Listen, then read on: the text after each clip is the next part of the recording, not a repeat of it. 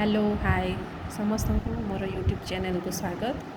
आज आम UKG English worksheet विषय टी पढ़ा।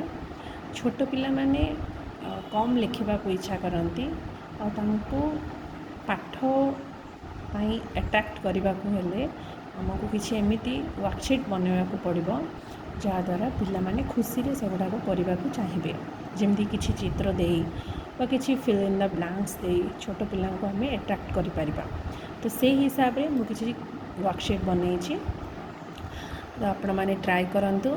आ मो चैनल को जदि नुआ आसचंती लाइक करूँ, सब्सक्राइब करूँ और शेयर करूँ। चलो स्टार्ट करवा यूकेजी इंग्लिश वर्कशीट। यही वर्कशीट को आपण एलकेजी पिला सहित प्रैक्टिस करें पारे। जेहेतु मुझे सिंपल देती तो आम टी सिंपल रू ही स्टार्ट करवा जो द्वारा पिला माने खुशी रे करेंगे। तो आम एलकेजी पिला भी यहाँ प्रैक्टिस करें पारिबा आ यूकेजी पिला भी प्रैक्टिस करें पारिबा। जदि पिला माने टिके भल से वर्ड गुड़ाक मन रखिपारुचंती ताहले आम एलकेजी पिला मानकु मध्य यही वर्कशीट करें पारिबा। नचेत आपण यूकेजी पिला मानकु यहाँ प्रैक्टिस करांतु। चलो स्टार्ट करवा fill in the blanks with A E I O U vowels. ये भावल्स रो नॉलेजटा एलकेजी रू पिला दि जाए था।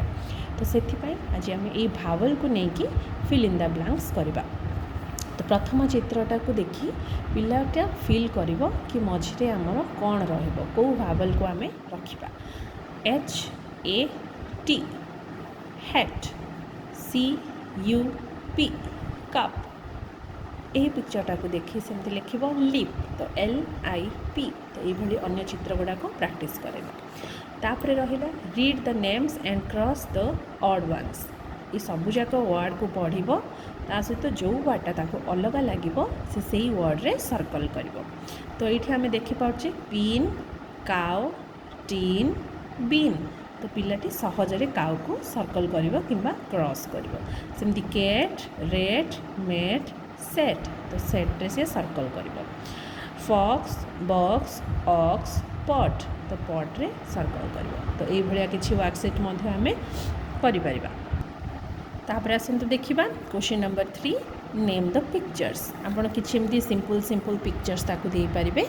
ये अच्छी हाउस तो से भितर लिख हाउस।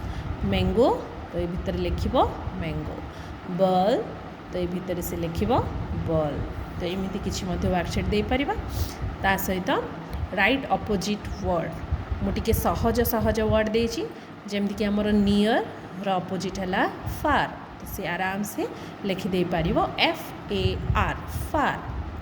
जेहेतु से मैंने एलकेजी रे फनिक्स ऑलरेडी शिखी सारे तो टिके टिके छोट छोट वर्ड आम दबा। सेमती come, go, slow, fast, good, bad, night, day, small, big. पिला टिके टिके शिखिला परे आम यहाँ बिग लिखी अपोजिट स्मॉल लिखा प्रैक्टिस करें पारिबा। सेमती फार लिखी नियर लिखा शिखई पारिबा।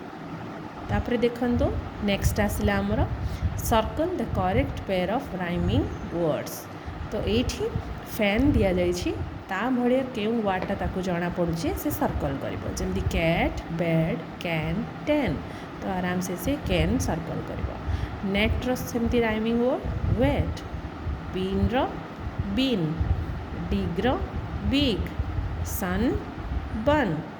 तो ये किसी छोटिया छोटिया दिंतु पिला माने प्रैक्टिस करेंगे। आमती किसी भल भल वीडियो पाइबापी हेले मो चैनल को लाइक करूँ, सब्सक्राइब करूँ और शेयर करूँ। Thank you.